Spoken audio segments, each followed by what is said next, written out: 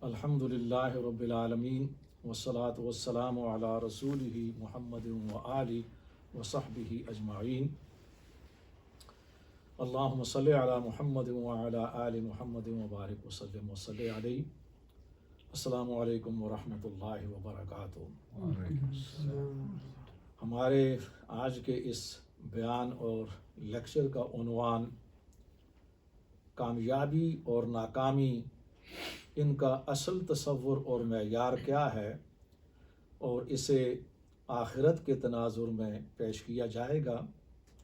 چونکہ آغاز میں جو ہمارا پہلا پروگرام تھا اس میں ساتھیوں کا خیال یہ تھا کہ 3 یا 4 لیکچر آخرت کے حوالے سے ہو جائیں، تو اس لحاظ سے یہ عنوان منتخب کیا گیا ہے کہ حقیقی تصور کیا ہے کامیابی کا، اور ناکامی کا حقیقی تصور کیا ہے، اور اس بارے میں آخرت کا کردار کیا ہے۔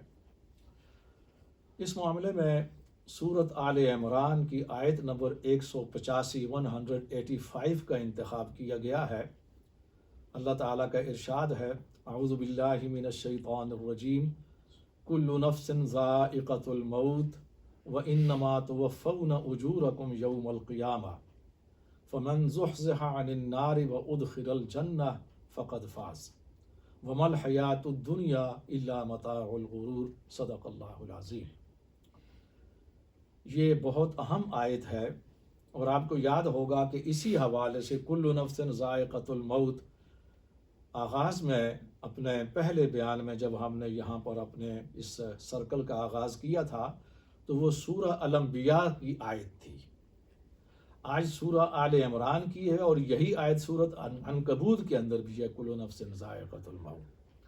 آل عمران سے اس کی تلاوت کی جا رہی ہے اور اس کے متعلق بیان ہوگا۔ سب سے پہلے اس کا ترجمہ آپ کی خدمت میں پیش کیا جا رہا ہے۔ اس کا ترجمہ یہ ہے کہ ہر نفس کو، ہر ذی روح کو، یا آسان لفظوں میں ہم کہہ سکتے ہیں کہ ہر انسان کو موت کا ذائقہ چکھنا ہے، اور پھر تمہیں قیامت کے دن پورا بدلہ دیا جائے گا اعمال کا۔ وَإِنَّمَا تُوَفَّوْنَ أُجُورَكُمْ يَوْمَ الْقِيَامَةِ۔ تو چنانچہ جس شخص کو بھی جہنم کی آگ سے بچا لیا گیا اور جنت میں داخل کر دیا گیا، وہی کامیاب ہے۔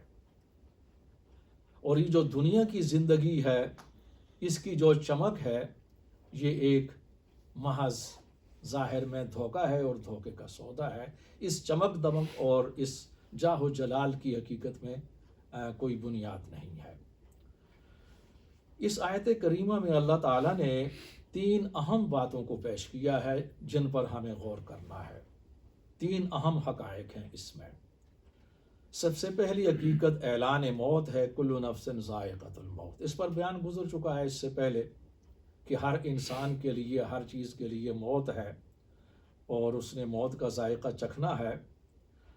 یہ وہ حقیقت ہے کہ جس سے مفر نہیں ہے، اور ہر انسان اس سے اتفاق کرتا ہے، حتیٰ کہ وہ ملحد اور ایتھیسٹ ہی کیوں نہ ہو۔ لیکن یہی وہ حقیقت ہے کہ جتنا زیادہ اس پر اتفاق ہے، اتنا ہی زیادہ لوگ اس سے غافل اور بے فکر ہیں۔ اتنا ہی ان کو کوئی فکر نہیں ہے کہ اللہ تعالیٰ نے اس کائنات میں، اس دنیا میں ہر چیز کے لیے ایک وقت اور مقدار متعین کر دی ہے۔ قد جعل اللہ لکل شیء قدرا، سورۃ الطلاق میں ہے کہ اللہ تعالیٰ نے ہر چیز کے لیے ایک قدر، اس کے لیے اندازہ، اس کے لیے وقت مقرر کر دیا ہے۔ اور یہ موت جیسا کہ انسانوں کے لیے ہے، اسی طرح حیوانات کے لیے ہے، چرند پرند حشرات الارض کے لیے ہے، حتیٰ کہ اس پوری کائنات کے لیے بھی موت ہے۔ ختم ہو جائے گی، اور اس کے بعد نئی کائنات، نیا جہان قائم ہوگا۔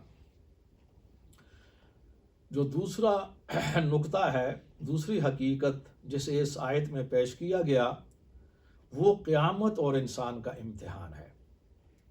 یعنی یہی زندگی نہیں ہے، مرنے کے بعد ایک اور زندگی بھی ہے جس میں حساب ہے، اکاؤنٹیبلٹی ہے، اور امتحان ہے انسان کے اعمال کا۔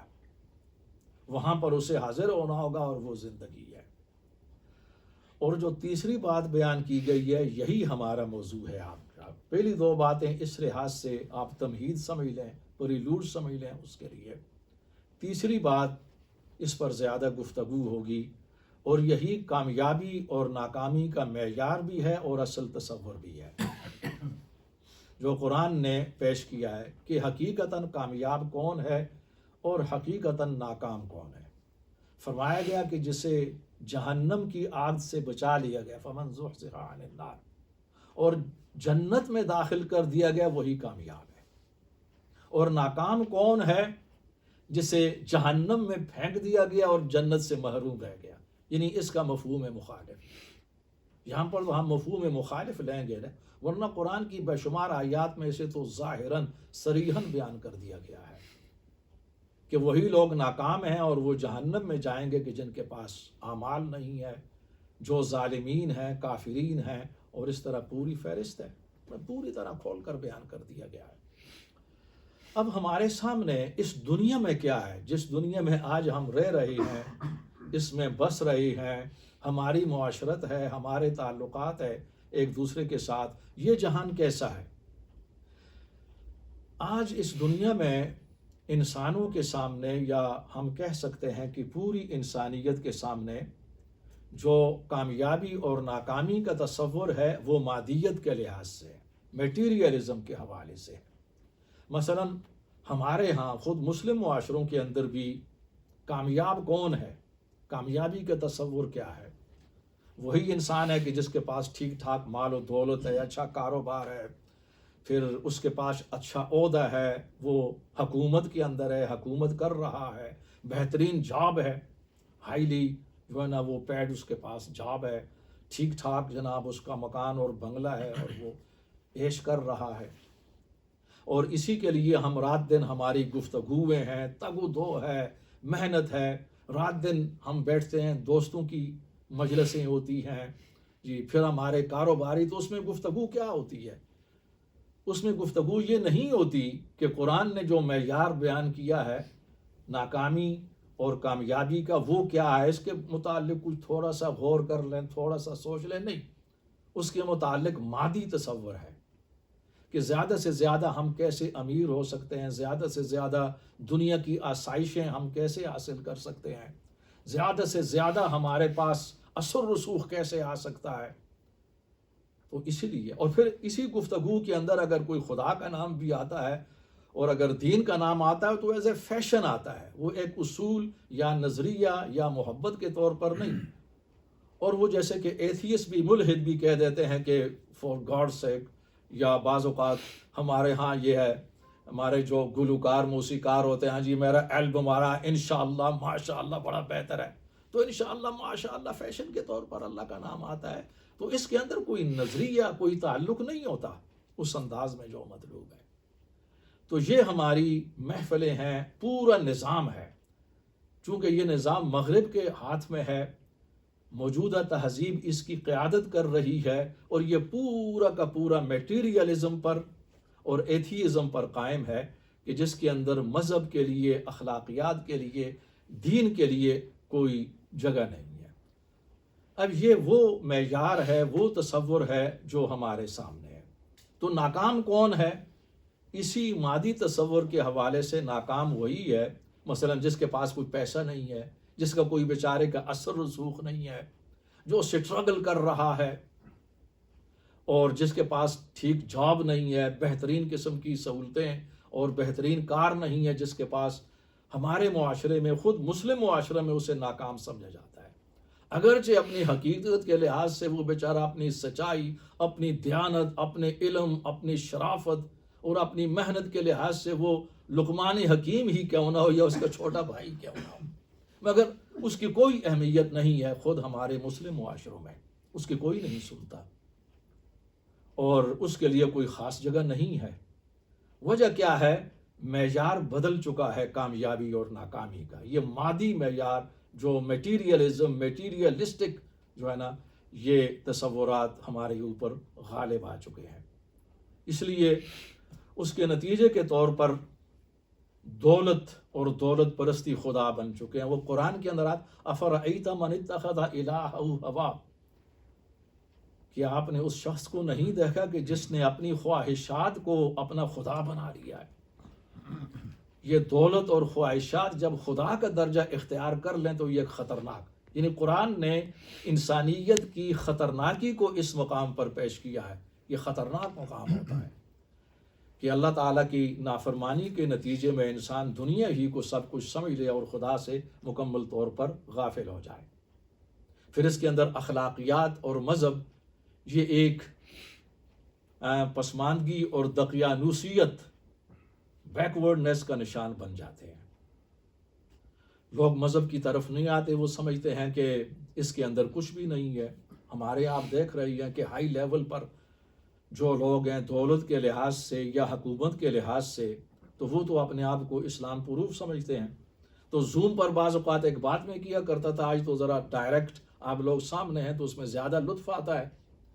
تو وہ کووڈ کے دوران ایک بات میں کیا کرتا تھا کہ 3 قسم کے طبقوں نے اپنے آپ کو اسلام پروف سمجھ لیا اور اس کے بہت بڑے نقصانات ہیں.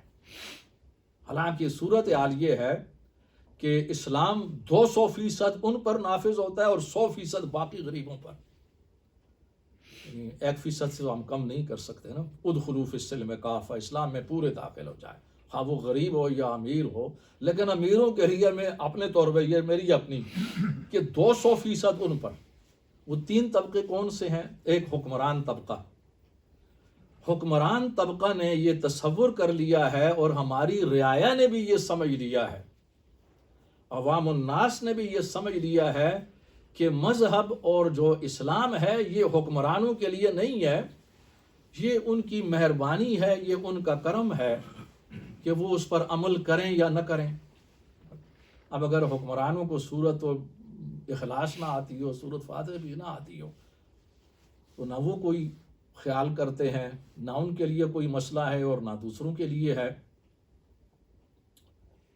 اس لیے کہ یہ ایک تصور غالب آ چکا ہے کہ اسلام ان کے لیے نہیں ہے. بڑی مہربانی اگر ہمارے حکمران اگر کوئی نماز پڑھتا ہے، بڑی خطرناک بات ہے.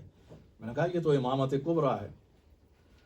دوسرا طبقہ اشرافیہ، انتہائی دولت مند لوگ، ہائی لیول کے، جو بڑے بڑے جن کے دنیا میں کاروبار پھیلا ہوا ہے اور جن کا اثر رسوخ ہے، وہ بھی. اور تیسرا وہ طبقہ کہ جس نے اپنے آپ کو موسیقی کے ساتھ منسلک کر لیا ہے، اسلام پروف، عمل کریں یا نہ کریں. حالانکہ میں کہا کرتا ہوں کہ اسلام 2% ان کے لیے اور 100% باقی کے لیے. آج صورتحال یہ ہے کہ مذہب کا نشان اخلاقیات، بیکورڈنیس کا نشان بن چکی ہے. یہ اور پھر اس کا نتیجہ، یعنی یہ جو کامیابی کا مادی تصور ہمارے سامنے آ چکا ہے اور جو ایک نظام کے طور پر پوری دنیا پر چھا چکا ہے، حکمرانی کر رہا ہے، اس کے نتائج میں سے ایک نتیجہ یہ ہے کہ مذہب بیچارہ ان لوگوں کے ہاتھ میں چلا گیا ہے جو افلاس میں ہیں اور فاقہ زدہ ہیں، انتہائی غریب. جو لوگ امیر ہیں وہ اس کی طرف نہیں آتے. مذہبی تعلیم انتہائی غرباء کے لیے لے گئی ہے اور وہ پبلک کے غلام ہیں، کمیٹیوں کے غلام ہیں. وہاں سے اعلیٰ کردار، اعلیٰ اخلاق اور اعلیٰ قسم کا اجتہاد اور ریسرچ یہ کیسے سامنے آ سکتی ہے؟ دیکھیے یہ نتائج ہیں اس کے، اور یہ فطری ہی ہے کہ اس سے آپ یعنی صرف نظر نہیں کر سکتے، اسکیپ نہیں ہے اس میں. اور اسی سلسلے میں اگلی بات یہ ہے کہ جب ہم تجزیہ کریں گے، یہ بات بہت ضروری ہے کہ ایک نظام اس وقت اللہ تعالیٰ کو نظر انداز کر کے خالصتاً مادیت پر، میٹیریلزم پر سامنے آ چکا ہے، اور مسلمانوں نے بھی اپنی غلامانہ ذہنیت کے تحت، خواہ وہ عرب ہوں یا غیر عرب ہوں، اسی کو اختیار کر لیا ہے.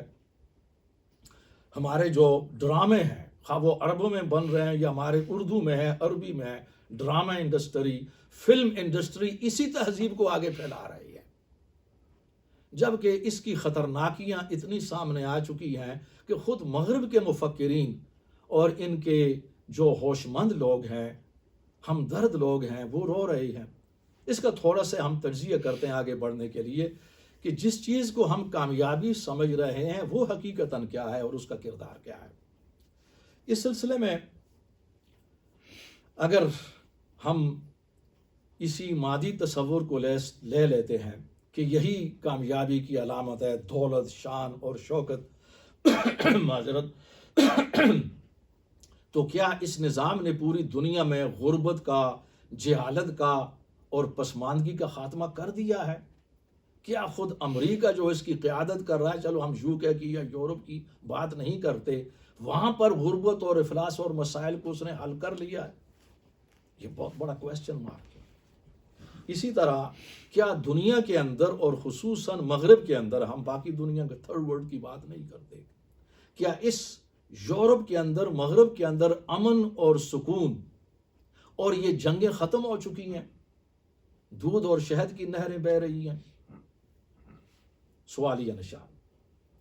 اور اسی طرح جو نظام سرمایہ داری ہے، اس کے اندر کیا اس نے غرباء کے مسائل حل کر لیے ہیں؟ پوری دنیا کو لے لیتے ہیں، اس میں افریقہ کو لیتے ہیں، تھرڈ ورلڈ کنٹریز کو لے لیتے ہیں، بہت بڑا، یعنی یہاں پر ایسے اتنے بڑے امیر لوگ ہیں اور اتنی بڑی دولت ہے وہ پڑی ہوئی ہے کہ اگر اسے صحیح معنوں میں خرچ کیا جائے تو بہت بڑی غربت دور ہو سکتی ہے۔ چلو باہر افریقہ اور تھرڈ ورلڈ کی طرف ہم نہیں جاتے، اپنے ملکوں کے اندر، یورپ کے اندر یورپ والے خرچ کریں صحیح معنوں میں، امریکہ والے امریکہ میں، تو اس کے بہت بڑے مسائل حل ہو سکتے ہیں۔ نبی کریم صلی اللہ علیہ وآلہ وسلم کی حدیث ہے اور بہت اہم ہے کہ اثنان لا یشبعان، دو قسم کے آدمی کبھی سیر نہیں ہو سکتے، ان کی بھوک ہی رہے گی ساری عمر۔ ایک بات تو بہت اہم ہے، پہلی بات بہت اہم ہے، بڑی مفید ہے انسانیت کے لیے۔ پہلی بات کیا ہے کہ طالب و علم، علم کا طلبگار، جو صحیح معنوں میں انسان علم کا بھوکا ہوتا ہے، نالج کا، وہ کبھی بھی سیر نہیں ہو سکتا، وہ آخر تک اس کا طلبگار رہتا ہے۔ یہ تو مفید ہے، اس لیے کہ علم ہے، اور جن لوگوں نے اس لحاظ سے خدمت کی ہے، خواہ وہ مسلم ہوں یا غیر مسلم ہوں، ہم عمومی بات کر رہے ہیں، وہ پوری انسانیت کے لیے بہترین ثابت ہوئے اور انہوں نے پوری اپنی زندگیاں اسی کے لیے وقف کی ہیں، اور مرد تم تک وہ سیر نہیں ہوئے، یعنی وہ سیٹسفائیڈ نہیں ہوئے، ان کی بھوک ختم نہیں ہوئی، وہ بھوکے ہی رہے۔ اور دوسرے قسم کے آدمی کون ہے کہ جو کبھی بھی سیر نہیں ہو سکتے، سیٹسفائیڈ نہیں ہو سکتے، وہ طالب و مال کا طلبگار، یہ لالچ بھی، کتنا ہی زیادہ مال کیوں نہ ہو جائے۔ اس لیے یوں کہتا ہے کہ اس نظام کے اندر اتنی زیادہ لوگوں کے پاس دولت موجود ہے، اتنی زیادہ، خود ہمارے مسلم معاشروں کے اندر، ہماری جو یہ گلف سٹیٹس ہیں، یہ ریاستیں ہیں، اگر یہ صحیح معنوں میں مطلب خود مسلمانوں پر خرچ کریں، ان کی غربت کو دور کرنے کے لیے منصوبے بنائیں، بہت بڑی دولت ہے۔ یہاں پر وہی صورتحال ہے، اور اس نظام کو کامیابی کہا جاتا ہے۔ مزے کی بات یہ ہے کہ کامیابی کا تصور یہی ہے ہمارے سامنے، جس نظام کی حالت یہ ہے۔ اور اگلی بات کیا ہے، خود یہاں کے مغربی معاشروں کے اندر جو مسائل ہیں، اس لیے کہ یہ ایک مادہ پرستی کا نظام ہے جو خالصتاً میٹیریلزم پر ہے، اس کے اندر جو لمٹ لیس فریڈم ہے، بے قید آزادی، اس کے کیا اثرات ہیں، اس پر یہاں کے مفکرین رو رہے ہیں۔ پھر اسی کے نتیجے میں جو خاندانی نظام برباد ہو چکا ہے، اس کے نقصانات کیا ہیں، یعنی ملینز کے لحاظ سے پاؤنڈز اور ڈالر صرف اور صرف انلیجیٹیمیٹ جو چلڈرن ہیں ان کے لیے خرچ اور مسائل حل نہیں ہو رہے۔ ان کا ایک حل تھا، آپ نکاح اور شادی کی طرف جاتے ہو، ایک فطری بات ہے، فطرت اللہ التی فطر الناس علیہا، اللہ تعالیٰ نے انسانوں کو اپنی فطرت پر پیدا کیا، اللہ اکبر، بہت بڑی بات ہے۔ فطرت اللہ التی، یہ اللہ تعالیٰ کی وہ فطرت ہے۔ اس آیت کا ترجمہ ہے، یہ سورۃ الروم کی آیت ہے قرآن سے، کہ اللہ کی یہ وہ فطرت ہے، وہی فطرت ہے اللہ کی کہ جس پر اللہ تعالیٰ نے انسانیت کو پیدا کیا، فطر الناس علیہا، یہ پیورٹی پر ہے، یہ توازن پر ہے، یہ انصاف پر ہے۔ اس نظام کی طرف ہم نہیں آئیں گے، یہ صورتحال ہے۔ پھر آپ لگیں کہ الکحل کنزمپشن کے نتیجے میں جو جرائم ہیں یہاں پر معاشروں میں، مغربی معاشروں میں، ڈرگس کی وجہ سے، اس لیے کہ اخلاقیات کو، قوم کی تربیت کی جاتی ہے اخلاق کی بنیاد پر، جب اس کو نظر انداز کر دیا جائے تو اس کا مطلب یہ ہے کہ آپ نے انسان کے اصل مسئلے کو اگنور کر دیا ہے۔ انسان کا مسئلہ کہ آپ اس کے لیے جاب کا جب انتظام کرتے ہیں، اس کے لیے دوسرے انتظامات کر رہے ہیں، آسائش دنیاوی آسائش کے، یہ سیکنڈری ہے، اس کے بھی اپنا مقام ہے. لیکن انسان کے لیے سب سے بڑا مسئلہ انسانیت کا ہے کہ انسان کو یہ ریئلائز کروانا ہے کہ وہ انسان ہے اور اس کا بلند مقام ہے، وہ جانوروں اور وہ پرندوں اور وہ حشرات سے ایک الگ مخلوق ہے، وہ ایک معزز ہے، محترم ہے. وَلَقَدْ كَرَّمْنَا بَنِي آدم، یہ سورۃ الاسراء کے اندر ہے کہ ہم نے بنی آدم کو، بنی نوع انسان کو کرامت دی، اسے عزت اور فضیلت بخشی. لیکن موجود ہے اس نظام کے اندر کہ جسے ہم سب اور ہمارے ٹی وی، ہمارے اینکرز اور ہمارے مفکرین اسی کا راگ الاپ رہے ہیں، اسی کامیابی کا. اس کی صورت حال یہ ہے کہ خود مغربی معاشروں کے اندر بہت بڑے مسائل ہیں. اگر آپ یہ ریڈیو 4-5 لائیوز جو ٹاک شوز ہیں یہاں پر ٹی وی کے مختلف چینلز پر، اگر آپ تواتر کے ساتھ انہیں سنیں اور اٹینڈ کریں، آپ کو اندازہ ہوگا کہ اس کے اندر کتنے مسائل ہیں. یہاں پر آپ کو یہ تصور ہوگا کہ امریکہ اور یورپ کے اندر تو مسائل کا گھر ہے، اور تھوڑی دیر کے لیے آپ کو یہ تصور ہونے لگے گا شاید افریقہ کا گیا گزرا کوئی ملک امریکہ سے بہتر ہو سکتا ہے، وہاں یہاں سے ہجرت کرے، وہاں چلے جائیں. میں ایک تاثر کی بات کر رہا ہوں، یعنی اتنے مسائل ہیں یہاں پر. لیکن ہمارے ہاں جو ہے نا وہ بہت، چونکہ غلامی ہے، غلامانہ ذہنیت ہے. تو اس لیے میں اس کا تجزیہ کر رہا تھا، چونکہ عام طور پر ہم اس انداز میں تجزیہ کرتے نہیں ہیں کہ ہمارے، اب اس میں یہ بات تو ہمارے سامنے آ چکی ہے کہ یہ تہذیب، یہ نظام کہ جو اس وقت ایک نظام کی حیثیت سے، ایک مذہب کی حیثیت سے کامیابی کا معیار بن چکا ہے، اور ہم نے بھی آنکھیں بند کر کے اسے فالو کرنا شروع کر دیا ہے. اس بیچارے کی اپنے گھر کے اندر یہ صورتحال ہے، اس پسماندگی اور ان مشکلات سے وہ دوچار ہے. اب اس کے مقابلے میں تھوڑی دیر کے لیے ہم، چونکہ یہ ایک علمی تجزیہ ہے، قرآن کی طرف رجوع کرتے ہیں، فطرت کی طرف. قرآن نے جو نظریہ دیا ہے کہ کامیاب وہی ہے کہ جسے جہنم سے بچا لیا گیا آخرت میں، اس امتحان میں، اور ناکام وہی ہے کہ جسے جہنم میں پھینک دیا گیا، وہ جنت سے محروم رہا. کامیابی اسی میں ہے. تو پھر اللہ تعالیٰ نے کامیابی اور ناکامی کو آخرہ اورینٹڈ کر دیا ہے، آخرت کے ساتھ اس کو مربوط کر دیا، اس امتحان کے ساتھ. آپ دیکھیں دونوں کے اندر فرق ہے. مادی جو نظریہ ہے اس میں، اور اسی طرح اس کے مقابلے میں جو قرآن نے دیا ہے، اللہ تعالیٰ نے دیا ہے، یہ امتحان کا ہے. مثلا آپ دو ایسے تعلیمی اداروں کا موازنہ کریں، یہ ایک اچھا موازنہ ہے. ایک تعلیمی ادارے کے اندر جو کورس پڑھایا جا رہا ہے ایک یونیورسٹی میں، اس کے اندر اس کی انتظامیہ نے اور اس کے اساتذہ نے اور اس کے بورڈ نے یہ طے کر دیا ہے اور تمام طلباء کو بتا دیا ہے، پیرنٹس کو بھی، کہ اس کا امتحان ہوگا اور اس کا معیار یہ ہے، اس کا ریشو یہ ہے، اور اس سے نیچے جن جن لوگوں نے نمبر لیے وہ طلباء ناکام ہو جائیں گے. تو لہٰذا انہوں نے ایک معیار متعارف کروایا ہے. امتحان ہے یہاں پر، امتحان یہ لفظ ہے. دوسرے اس کے مقابلے میں دوسرا ادارہ ہے، اس نے بھی فرض کر لیں کہ اسی کورس کو اور نصاب کو متعارف کروا دیا ہے، مگر اس نے امتحان نہیں رکھا، امتحان کی شرط اڑا دی. اس کے نزدیک امتحان نہیں ہے، لڑکے پڑھیں نہ پڑھیں، کلاسوں میں آئیں نہ آئیں، محنت کریں نہ کریں، فلاں تاریخ کو جلسہ تقسیم اسناد ہوگا، وہ گریجویشن نا، اسناد اور ڈگریاں تک، اور اس میں سب کو ڈگری مل ہی جائے گی.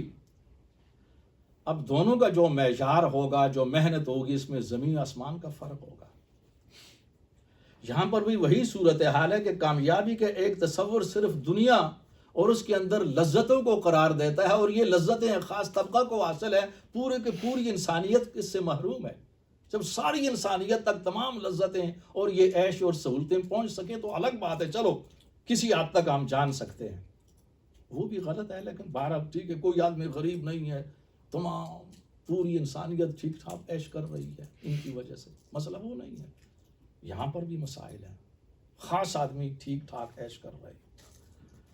اس کے مقابلے میں جو قرآن کا تصور ہے وہ امتحان کا تصور ہے کہ یہ زندگی مختصر ہے. ایک انسان کتنے ہی زیادہ کامیاب کیوں نہ اس کی زندگی مختصر ہے, وہ اسی ارمان کے ساتھ دنیا میں سب کچھ چھوڑ کر چلا جائے گا. آگے امتحان ہے اس کے لیے. امتحان کا یہی تصور انسانوں کو ان کی انفرادی اور اجتماعی زندگی میں ذمہ دار بنا, احساس ذمہ داری پیدا ہوتا ہے اس میں. اور یہ احساس ذمہ داری اللہ کا دین اور اخلاقیات, دا سسٹم آف مورالٹی پیدا کرتے ہیں. اس سے مسائل حل ہوتے ہیں, قوم کی تربیت ہوتی ہے. بلینز کے لحاظ سے پاؤنڈ کو لگانے کی ضرورت نہیں ہے. یہاں انلیجیٹیمیٹ چلڈرن, ان کی دیکھ بھال کے لیے یہ کیا جائے, ڈرگس کے لیے وہ کیا جائے. یہاں تربیت کا نظام ہے بہت بڑا. اس کی وجہ سے وہ پھر اس میں خاندانی نظام ہے. آج بھی حتیٰ کہ ہمارے جو دوست ایتھیسٹ ہیں وہ کسی وقت ایشین کا لفظ استعمال کرتے ہیں, لیکن بہرحال یہ بھی درست ہے. لیکن خصوصاً ہم اسلام کے حوالے سے بات کریں گے کہ جو ہمارے ہاں خاندانی اور اخلاقی نظام اب بھی زندہ ہے, اس کی بہت بڑی اہمیت ہے. گو کہ ہم بھی مادہ پرست ہو چکے ہیں, دنیا پرست ہو چکے ہیں, لیکن ہمارے ہاں کسی نہ کسی حد تک. اور اس کی ایک مثال میں آپ کے سامنے پیش کرنا چاہوں گا. یہ بڑی اہم مثال ہے, اس پر گفتگو ہوئی, یہاں پر تجزیہ ہوا. تو کسی وقت میں ڈیلی میل پڑھا کرتا ہوں اور اس کے اندر بڑے اچھے فیچرز اس کے اندر شائع ہوئے اس پر. جب لاک ڈاؤن شروع ہوا 2 سال پہلے آغاز میں, ظاہر ہے کہ اس وقت ایک خوف, ہراس, ہورا کی کیفیت تھی. اور اس کے بعد یہ طویل ہوا مسلسل, آپ دیکھتے ہیں. اس دوران میں ایک صورتحال پیدا ہوئی پوری یورپ کے اندر اور امریکہ کے اندر بھی تمام, مگر مسلمانوں میں وہ کیفیت نہیں آئی. لوگ جو ہیں وہ ذہنی طور پر بیمار ہونا شروع ہو گئے. مینٹل ڈپریشن, مینٹل کیا کہتے ہیں اس کو, اینگزائٹی, نفسیاتی حملہ, نفسیاتی پریشر آ گیا. اب NHS کے لیے ایک بڑی مصیبت جو ہے وہ کرونا کے ساتھ ڈیلنگ کرنا تھی, اوپر سے یہ مصیبت آ گئی. اور یہ بچوں سے لے کر جوانوں سے لے کر بوڑھوں تک. اس کا تجزیہ جو انہوں نے کیا اس مضمون کے مطابق وہ یہ تھا کہ چونکہ جو ہمارا معاشرہ ہے, مغربی معاشرے, اس کے اندر لوگ اس انداز میں اندر رہنے کے عادی نہیں ہیں. چونکہ زندگی کا جو تصور ہے وہ انجوائمنٹ ہے, لطف اندوزی ہے. زندگی کا تصور لطف اندوزی. وہ بیزی ہوتے ہیں اور اس کے بعد جب وقت ہوتا ہے تو وہ ہالیڈے کریے. ہالیڈے ایک عیش کا تصور ہے آج کل, ادھر چلے گئے ادھر چلے گئے. یہ تجربہ ہی ان کو نہیں ہوا, چونکہ مادہ پرستی ہے, میٹیریلزم ہے. اب اس انداز میں گھروں کے اندر ٹک کر اور قید کے اندر رہنے کا تجربہ نہیں تھا, قید تھی. چونکہ زندگی کا کوئی نصب العین تھا نہیں, اخلاقیات تھے نہیں, تو لہٰذا وہ پریشر آ گیا, اینگزائٹی آ گئی, لوگ بیمار ہونا شروع ہو گئے. اس کے مقابلے میں اسی مضمون کے وہ شاید میں نے کسی جگہ اس کو محفوظ کر کے رکھا ہوا ہے, مجھے اگر مل گیا تو بردر ثاقب صاحب آپ کو میں بھیجوں گا انشاءاللہ. یہ چیزیں بڑی قیمتی ہوتی ہیں. ڈیلی میل میں انہوں نے یہ تجزیہ کیا کہ خصوصاً مسلم کمیونٹیز, ساتھ یہ بھی کہا کہ بلیونگ کمیونٹی, اسپیشلی مسلم کمیونٹی, ان میں یہ مسئلہ نہیں ہوا. یہاں میں کہوں گا ہو سکتا ہے کہ 1 یا 2 یا 3 یا چند آدمی کے ساتھ ہوں, لیکن ہم یہاں پر تو 3 ملین سے اوپر ہیں. اگر 300 کے ساتھ بھی ایسا ہوا تو نہ تھیں گے, القلیل کالمعدوم. اس کا انہوں نے تجزیہ یہ کیا کہ جو اخلاق ہے ان کا, خدا کے ساتھ تعلق ہے, ریلیجن کے ساتھ جو تعلق ہے, وہ ول پاور کو, قوت ارادی کو مضبوط رکھتا ہے. تو لہٰذا یہ اس چیز کے عادی تھے کہ اندر بھی رہیں, یہ عبادت کرتے رہے اور اس کے ساتھ ساتھ یعنی یہ تلاوت کرتے رہے قرآن کی. اور اس چیز نے جو ہے نا ان کو اس حملے سے اور اس مصیبت سے محفوظ رکھا کہ جس کا شکار دوسرے مادہ پرست لوگ ہو گئے. یہ معجزہ ہے, اس کو معجزہ کہا جاتا ہے. یعنی اس کے اتنے بڑے فوائد ہیں. حالانکہ وہ جب میں پڑھ رہا تھا تو آہستہ آہستہ وہ اندر سے میں ہنس بھی رہا تھا کہ ہمارا جو تعلق قرآن کے ساتھ, اسلام کے ساتھ ہے اس وقت, نمازوں کے ساتھ, اس جیسا کچھ بھی لولا لنگڑا ہے وہ ہم ہی جانتے ہیں, لیکن پھر بھی اللہ تعالیٰ نے کرم کے دیا اس کی علاج, جیسا کچھ بھی اللہ نے قبول کر لیا. اللہ بھی غفور الرحیم اس کے ہاں. اس چیز کو انسانیت تک پہنچانے کی ضرورت ہے.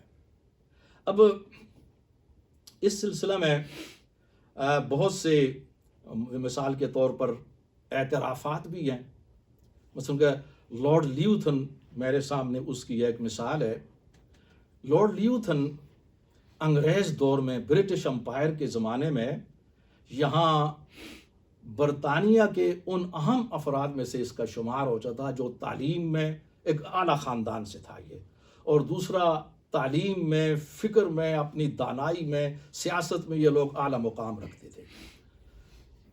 پھر اس میں مزے کی بات یہ تھی کہ یہ لارڈ لیوتھن یہ اسلام سے بھی واقف تھا. اس زمانے میں اس نے اسلام کا مطالعہ کیا تھا اور اس کی خوبیوں کا یہ وقتاً فوقتاً اظہار کیا کرتا تھا. ان مغربی مفکرین میں سے تھا جو مسلمانوں اور اسلام کے لیے جو نا سمپیتھائزر شمار ہوتے تھے. اسی نسبت کی وجہ سے 1938 میں 1938 میں اس کو بلایا گیا لارڈ لیوتھن کو علی گڑھ یونیورسٹی میں. وہ جلسہ سالانہ جلسہ تھا تقسیم اسناد کا، گریجویشن کا. تو اس میں جو خطبہ تھا جو ریئل وہ اس نے دیا لارڈ لیوتھن نے علی گڑھ یونیورسٹی میں. اور اس کے بعد 2 سال کے بعد اس کا انتقال ہو گیا 1940 میں. یہ 1938 کی بات ہے، 1938. اس خطبے کے اندر اس نے ایک بات کی جو بہت اہم ہے. وہ جو نوجوان جو گریجویٹ ہو چکے تھے ان سے خطاب کرتے ہوئے اس نے کہا کہ میں تم سے ایک بات کرتا ہوں اور ایک ذمہ داری تمہارے سپرد کر رہا ہوں. یہ بات کرتے ہوئے مجھے اس لیے خوشی بھی ہو رہی ہے کہ برادر ثاقب صاحب ہمارے موجود ہیں اور یہ انہی لائن پر کام کر رہے ہیں. اس نے کہا نوجوانوں سے خطاب کرتے ہوئے، ایک ذمہ داری میں تمہارے حوالے کر رہا ہوں. ہمارا اس نے یورپ کی بات کی کیونکہ اس زمانے میں برٹش امپائر تھی، امریکہ بھی پیچھے تھا، تو برٹش امپائر کا زمانہ تھا. تو ہم جو یورپ کے لوگ ہیں، جو یورپ کا معاشرہ ہے، ان میں بڑے مسائل ہیں. خاندانی نظام ہمارا ختم ہو چکا. دیکھیے اس زمانے میں تنبیہ کی تھی اپنے لوگوں کو 1938 میں، جو کافی حد تک اس زمانے میں خاندانی نظام یورپ میں تھا. لیکن چونکہ آغاز ہو چکا تھا ٹوٹ پھوٹ کا، تو اس نے تنبیہ کی، وارننگ دی. لیکن اس خطاب نے کہا کہ ہمارا خاندانی نظام ختم ہو چکا ہے، ہمارے ہاں مادہ پرستانہ نظام ہے، اور معاشی نظام ہمارا سرمایہ دارانہ ہے، جس کی وجہ سے دولت چند ہاتھوں میں آتی ہے اور غریبوں تک نہیں جاتی. غیر منصفانہ تقسیم ہے. اور میں جانتا ہوں کہ آپ لوگوں کے پاس پروگرام ہے اسلام کا خاندانی نظام اور اسلام کا معاشی نظام جو قرآن میں درج کیا ہے، یہ ہمارا حل ہے. اور آپ کی یہ ذمہ داری ہے کہ آپ پوری طرح تیاری کرنے کے بعد یورپ میں پہنچیں، ہمارے لوگوں کو سمجھائیں، ہائی لیول پر لوگوں کو سمجھائیں. وہ سمجھیں گے، ان میں یہ خوبی ہے اور یہ ان کا حل ہے. وہ مسلمان ہوں یا نہ ہوں، لیکن ایک فطری نظام کی طرف تو انسانیت آ سکے. اب اس کے بعد، اس خطاب کے بعد آج تک 84 سال کا عرصہ گزر چکا ہے. 84 ایئرز. کسی نے بھی اس کا جواب نہیں دیا. کوئی بھی ایسا آدمی سامنے نہیں آ سکا کہ جو اس خلا کو پر کر سکے. جن لوگوں نے اس خلا کو پر کرنے کی کوشش کی ہے ان کی انفرادی حیثیت تھی اور ان کے پیچھے کوئی ایسی ہیلپ نہیں تھی، تو لہٰذا وہ اپنے اثرات پیدا نہیں کر سکتی. اور ان کی تعداد بھی 3 4 5 افراد سے زیادہ نہیں ہے. مولانا مودودی ہو گئے اور اس طرح کے دوسرے حضرات جن لوگوں نے کوشش کی. لیکن بہرحال اس کو ایک اچھی انفرادی کوشش کہا جا سکتا ہے. لیکن لارڈ لیوتھن نے جو بات کی تھی وہ اور تھی.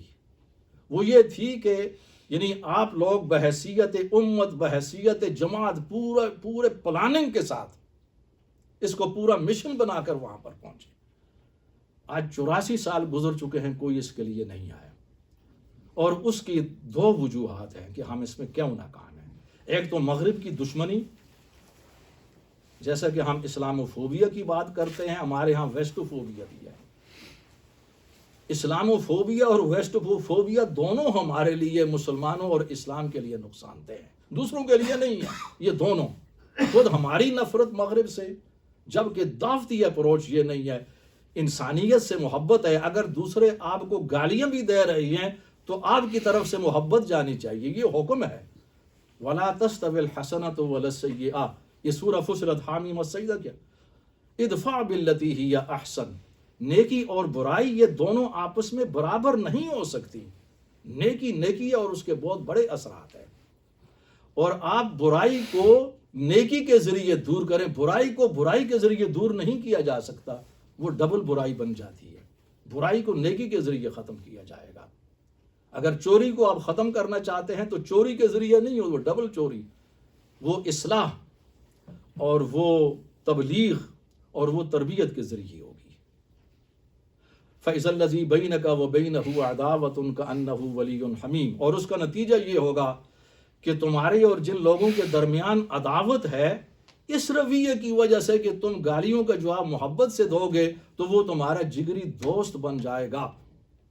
یہ قرآن کی طرف سے حکم بھی ہے اور پیشن گوئی بھی ہے اس کے اندر، اور ایسا ہوا بھی ہے۔ تو اس لیے ہم وہ جو لارڈ لیوتھن کی میں بات کر رہا تھا، اس نے بھی اس حقیقی کامیابی کی طرف انسانیت کو رخ موڑنے کی کوشش کی اور مغرب کو رد کر دیا اس نے۔ وہ عظیم انسان تھا، یعنی اپنے وقت کا سب سے زیادہ پڑھا لکھا، سب سے زیادہ دانا اس زمانے میں اس کو سمجھا جاتا تھا، اس نے یہ بات کی اسلام کو سمجھ، لیکن آج مسلمانوں کی سمجھ میں یہ بات نہیں آ رہی۔ یہ تعلیم ہے، اور دوسرا سبب، یہ پہلا سبب تھا جو ہماری مغرب کے حوالے سے منفی تصور ہے، اور اس کا دوسرا سبب ہماری تعلیمی پسماندگی ہے۔ تعلیم کے اندر پسماندہ ہیں، جدید تعلیم میں پسماندہ ہے، اس لیے یہ بات میں نے کی ہے۔ اس بات کی ضرورت ہے کہ ہمارے ہاں لوگ ادارے قائم کریں، تعلیمی ادارے، اور اس کے لیے لوگ مدد کریں، پیسے والے، اور انویسٹمنٹ ہو اس پر۔ یہ دوسرا سبب ہے کہ ہم کام نہیں کر سکے، ورنہ اللہ کی مدد ہوتی اور تاریخ مختلف ہوتی۔ اور پھر اسی نظام کے اندر یہ ہے کہ جب انسانیت مادہ پرستی اپنے طور پر اس میں رد نہیں کرنا چاہتا، قرآن نے اس کو رد نہیں کیا، اور وہ جو مشہور دعا ربنا آتنا فی الدنیا حسنہ، اے اللہ ہمیں اس دنیا کے اندر حسنہ، اچھائی عطا فرما، اس کے اندر نیکی بھی ہے، اس کے اندر تقوی بھی ہے، اور اس کے اندر اچھا کاروبار بھی ہے، اچھی دولت بھی ہے جائز طریقے کے ساتھ، اور وہ عبادت بھی ہے کہ جب آپ لوگ اسے کریں گے۔ تو لہٰذا مادیت کو اور مادہ کو اسلام نے رد نہیں کیا، اس کو مقصود قرار دیا، اس کے لیے شرائط ہیں، لیکن جب اس کے ساتھ آپ روحانیت کو اور اسی کے ساتھ جب آپ اللہ تعالیٰ کے ساتھ اپنا تعلق اور اس کے دین کے ساتھ تعلق جوڑیں گے تو اس میں رحمت آ جائے گی، سکون مل جائے گا۔ اس لیے نبی علیہ الصلوۃ والسلام کی معروف حدیث ہے کہ لیس الغنا عن کثرت العرض انما الغنا غنى النفس، اور کما قال علیہ السلام، یعنی امیری، غنی ہونا، امیر ہونا مال و دولت سے نہیں ہے۔ یہ امیری نہیں ہے کہ ایک انسان کے پاس بہت زیادہ مال و دولت آ جائے۔ انما الغنا غنى النفس، حقیقت میں امیر وہی شخص ہے کہ جس کا دل اور جس کا نفس امیر ہو جائے، بہت بڑی بات ہے۔ اگر جس کا نفس اور دل امیر نہ ہو، پوری دنیا کے خزانے، قارون کے خزانے بھی اس کے پاس آ جائیں، وہ قارون ہی رہے گا، بھوکا رہے گا۔ اور اگر یہ دل کی غنا آ جاتی ہے تو ایک انسان اگر جنگل کے اندر بھی ہے وہ مطمئن ہے، اور یہ اطمینان بہت بڑی دولت ہے۔ یہاں پر میرا ذہن منتقل ہو گیا اس واقعہ کی طرف۔ بہت عرصہ پہلے یہ ایک یہاں کے مجلہ میں نے یہ واقعہ پڑھا تھا۔ ایک کتاب لکھی گئی تھی امریکہ میں، ایک جرنلسٹ تھا، اس نے ریسرچ کر کے، اس کا نام تھا الٹرا رچ، عظیم ترین امیر لوگ۔ اس کے اندر 30 عظیم امیروں کا انتخاب کیا تھا اس نے امریکہ میں، الٹرا رچ، اور ان کے انٹرویو کیے تھے۔ اس زمانے میں، یہ 1988 یا 1989 یعنی 89 کے زمانے میں، ان کے پاس اس زمانے میں یعنی 5 بلین سے زیادہ ڈالر کی مالیت تھی اس دور میں، یعنی آئی تو آپ اس کو ڈبل ٹرپل بلکہ کئی گنا زیادہ کر لیں۔ اور جن گھروں کے اندر وہ رہتے تھے وہ اتنے بڑے تھے کہ ان کے اندر ان کے جو اپنے ہیلی کاپٹر جہاز جو تھے، ان کے رن وے تھے، وہ لینڈنگ کر رہے تھے اور پھر اس کے بعد فلائنگ کرتے تھے۔ ان کا انہوں نے انٹرویو لیا، سب کا لیا، اور سب کا مشترکہ یعنی ایک ہی نقطہ تھا۔ یہ بڑی ایک دلچسپ وہ مضمون تھا، لیکن اس کا جو خاتمہ تھا وہ ہم سب کے لیے اور پوری انسانیت کے لیے عبرت انگیز ہے اور قابل غور ہے۔ انہوں نے کہا کہ ہمارے پاس اتنی زیادہ دولت ہے کہ جس کا کوئی شمار نہیں ہے. وہ انہوں نے یہ کہا کہ ہمیں خطرہ ہے کہ اگر ہم اپنی اولاد کو دے دیں اولاد بگڑ جائے گی، اس کے ساتھ کیا کیا جائے. بات وہی ہے جو اسلام نے کی ہے کہ اس کے اندر صدقات، خیرات، اور جہاں کوئی غریب ہے فوری طور پر اس کی مدد کی جائے، لیکن وہ تصور سرمایہ دارانہ نظام میں نہیں ہے، وہ ایک اخلاقی اور ایک اسلامی نظام میں وہ تصور آتا ہے، وہاں نہیں ہے. لیکن سب سے بڑی پریشانی جس کا اظہار انہوں نے کیا وہ ہمارے لیے قابل غور ہے. انہوں نے کہا کہ ہم نے اتنی بڑی دولت حاصل کی ہے، بہترین عیش و عشرت کر رہے ہیں، دنیا کی ہر آسائش حاصل ہے، لیکن ہمیں موت کا خوف ہے. ہم مر جائیں گے اور یہ سارا کچھ پیچھے رہ جائے گا. ہم اس یہ سوچ کر ہم پریشان ہو جاتے ہیں کہ کوئی ایسا مسئلہ آ جائے کہ ہم مریں نہ، اسی طرح زندہ رہیں اور عیش و عشرت باقی رہے. یہ موت کا خوف ہم کو کھائے جا رہا ہے. بات آپ سمجھ گئے؟ اگر یہاں جی یہ ساتھ چلی جائے، بالکل خوبصورت بات کی آپ نے. ایسا نہیں ہے، سب نے اسی پریشانی کا اظہار کیا کہ یہ، لیکن وہاں پر اگر خدا کا تصور ہوگا اور اللہ تعالیٰ کی عبادت، آخرت کا تصور اور اس کے لیے تیاری کا، تو اس پریشانی کی ضرورت نہیں رہتی، پھر بامقصد آ جاتی ہے. یہ بہت بڑی، اسی لیے حضرت ابو ہریرہ رضی اللہ عنہ سے یہ مروی یہ حدیث ہے کہ یقول العبد مالی مالی، انسان یہ مسلسل کہتا ہے، فریاد کرتا ہے، ہائے میرا مال، ہائے میرا مال. یعنی مال کے لیے رات دن وہ اتنی جد و جہد کر رہا ہے کہ اس میں اس کے لیے خدا کے لیے اور خدا کے بندوں کے لیے کوئی وقت نہیں ہے. مالی مالی، ہائے ہائے اس کے اندر. انما لہ من مالہ ثلاث، مگر اس کا کتنا بھی زیادہ مال و دولت کیوں نہ ہو، اس کے اندر اس کے لیے عملی طور پر کتنا حصہ ہے. انسان کے مال میں اس کے لیے صرف 3 حصے ہیں، یعنی 3 لحاظ سے وہ اپنے مال سے فائدہ اٹھائے گا، اس سے زیادہ نہیں. قارون کا خزانہ ہی کیوں نہ آ جائے اس کے ہاتھ. 3، یہ بڑی اہم حدیث ہے. نمبر 1، ما اکل فافنا، جو اس نے کھایا اس کے اندر پینا یہ سب کر دیں اور وہ ختم ہو گیا، فنا ہو گیا. انسان کھاتا اور پیتا ہے خوراک کے لیے، خوراک کے طور پر. او لبس فابلا، یا جو اس نے پہنا وہ پرانا ہو گیا، وہ بھی ختم ہو گیا. اور یہ پہننے کے اندر استعمال کی تمام چیزیں آپ لے لیں، یہ اس کے جو ایکسٹینڈنگ میننگ ہے نا لابسا، اس کے اندر تمام آ جاتی ہے. آپ جب آپ کار آپ کی ہے، آپ کا مکان بھی ہے، اور اس طرح کی ضروریات کی چیزیں، یہی آپ اپنے مال سے حاصل کر رہے ہیں پریکٹیکلی. اور تیسرا کیا ہے، او آتا فقتنا، یا خدا کے راستے میں اگر آپ نے دے دیا تو وہ ذخیرہ ہو گیا، آئندہ میں وہ ذخیرہ ہو گیا. 3، یہ تینوں ہی شکلیں ہیں کہ آپ اپنے مال سے عملی طور پر فائدہ حاصل کر رہے ہیں. وما سوا ذلك فهو ذاهب وتاركه للناس، اس کے علاوہ جو آپ کا مال و دولت ہے جو پڑا ہوا ہے وہ تو آپ کے ہاتھ میں نہیں ہے، اس کو دوسروں کے لیے آپ چھوڑ کر مر رہے ہیں. اور ایسا ہی ہے. اب دیکھیں انسان کتنا بڑا امیر ہی کیوں نہ ہو، اپنے اس مال سے وہ کتنا فائدہ عملاً حاصل کر رہا ہے. جو وہ کھاتا اور پیتا ہے، جو پہنتا ہے یا استعمال کرتا ہے یا اللہ کے راستے میں دے دیا، اس کے علاوہ جو کچھ بھی ہے وہ پڑا ہے، اس سب کو تو وہ کھا نہیں سکتا نا. انسان کو تو اللہ تعالیٰ نے اس کے پیٹ کو تو بڑا محدود بنایا ہے. یہ نہیں کہ وہ ایک وقت میں جو ہے نا 50 60 یا 100 بکرے کھا جائے، 400-500 بکرے دوسرے وقت میں کھا جائے 2 گھنٹے کے بعد، 1000 2000 3000 بکرے جو نا تیسرے گھنٹے میں کھا جائے. ایسا ممکن نہیں ہے. 2 روٹیاں وہ کھائے گا، یہ محدود ہے. تو اتنا ہی. اب اس سے مجھے وہ واقعہ یاد آ گیا، سیٹھ برلا کا. جماعت اسلامی کے ایک بہت بڑے عالم اور دانشور تھے، ان نے اچھی کتابیں لکھی، سید اسد گیلانی رحمۃ اللہ علیہ. تو وہ بڑے عمدہ آدمی تھے اور بڑے اچھے لکھنے والے تھے. وہ اپنی طالب علمی کا واقعہ بیان کرتے ہیں سیٹھ برلا کے حوالے سے. سیٹھ برلا آپ میں سے برادر ثاقب صاحب کو اچھی طرح جانتے ہیں. تحریک آزادی کے اس زمانے میں جو بڑے بڑے لیڈر ہوا کرتے تھے تو ان کا نام اس میں آتا ہے. ان کی کوٹھی پر وہ جو بڑے بڑے لیڈروں کا اجتماع ہوتا تھا سر، جس میں نہرو، پٹیل اور حکیم اجمل خان، مولانا آزاد، نواب بہادر یار جنگ، ان لوگوں کا. تو اس کا معروف نام ہے سیاسی لحاظ سے بھی سیٹھ برلا کا. تو سید اسد گیلانی مرحوم و مغفور اپنا واقعہ بیان کرتے ہیں. یہ کسی کالج کا، جب وہ کالج میں پڑھ رہا، اب میرے ذہن میں نہیں رہا کہ وہ کون سا کالج تھا. اس زمانے میں وہ متحدہ ہندوستان کا زمانہ تھا. تو اسی طرح اس کے سالانہ جلسے میں سیٹھ برلا کو مدعو کیا گیا. جب وہ آیا تو باہر آئے ایک سادہ کپڑوں میں، ایک سادہ سا آدمی تھا، اور اس نے تقریر کی اپنے سادہ انداز میں.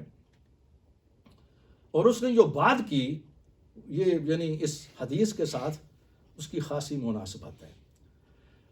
اس نے اپنی گفتگو یا اپنی تقریر میں یہ کہا کہ اس وقت میں کہہ سکتا ہوں کہ شاید ہندوستان میں سب سے زیادہ دولت مند آدمی میں ہوں، اور میرے پاس دولت ہے سب سے زیادہ، اور اتنی ہے کہ مجھے کوئی شمار نہیں ہے، اور اس کی حفاظت کے لیے جتنے نوکر چاکر میں نے رکھے ہوئے ہیں، یعنی ان کی تعداد بھی مجھے یاد نہیں ہے، اتنی زیادہ ہے.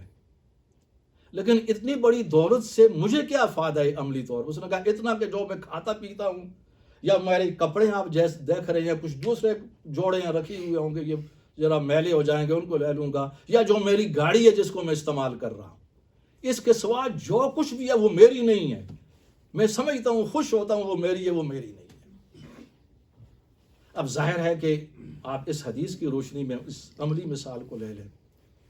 اب ظاہر ہے کہ اس تک تو حدیث نہیں پہنچی تھی، اور وہ تو مسلم بھی نہیں تھا، ہندو تھا وہ. لیکن اس نے اپنے تجربہ کی بنیاد پر جو بات کی ہے، اس کے اندر بہت بڑی بات ہے کہ جو یہاں پر جو نبی علیہ الصلوۃ والسلام جس بات کو بیان کر رہے ہیں. اسی لیے اسی نظام کے اندر جو اسلام کا نظام ہے انسانیت کی فلاح کے لیے، اس کے اندر ایک انفاق بھی ہے. اور اس کے اندر ایک صحابی نے نبی علیہ الصلوۃ والسلام سے سوال کیا کہ صدقہ کے لیے، خیرات کے لیے کون سا وقت زیادہ مناسب ہے؟ تو حضور علیہ الصلوۃ والسلام نے جواب دیا کہ انت صحیح شحیح تخشى الفقر وتأمل الغنى. وہ بہترین وقت ہے کہ جب تم بالکل صحیح ہو، تندرست ہو، ہٹے کٹے ہو، بہترین صحت ہے، اور تم کاروبار کے اندر ہو، کاروبار اس انداز میں کر رہے ہو کہ اس میں گھاٹا نہ آ جائے، فقر نہ آ جائے، خسارہ نہ آ جائے، اور تمہیں امید ہے کہ زیادہ سے زیادہ تم مال کما رہے ہو. یعنی زندگی کا بہترین زمانہ، کاروبار اور صحت کا بہترین زمانہ، یہ خرچ کرنے کے لیے، انفاق کے لیے اللہ تعالیٰ کے راستے میں سب سے بہترین ہے. پھر اسی حدیث میں نبی علیہ الصلوۃ والسلام نے فرمایا وَلَا تُمْهِلْ حَتَّى إِذَا بَلَغَتِ الْحُلْقُومِ. اور اس انفاق کو، صدقے کو، زکوٰۃ کو، خیرات کو، اس تعاون کو اس وقت کے تک کے لیے ملتوی نہ کرو، مؤخر نہ کرو، حتیٰ کہ جب تمہاری جان نکلنے کو آ جائے، نزع کی کیفیت ہو جائے، تمہیں یقین ہو جائے کہ اب کچھ دیر کے اندر میں مر رہا ہوں.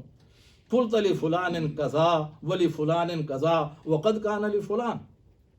اور نزع کے وقت، جان کنی کے وقت تم اعلان کرو کہ میرے مال میں سے اتنا فلاں کو دے دو، اتنا فلاں کو دے دو، اتنا فلاں کو دے دو. وہ تو فلاں کا ہو ہی چکا ہے تمہارے اعلان کے بغیر ہی، اب تو تم مر رہے ہو.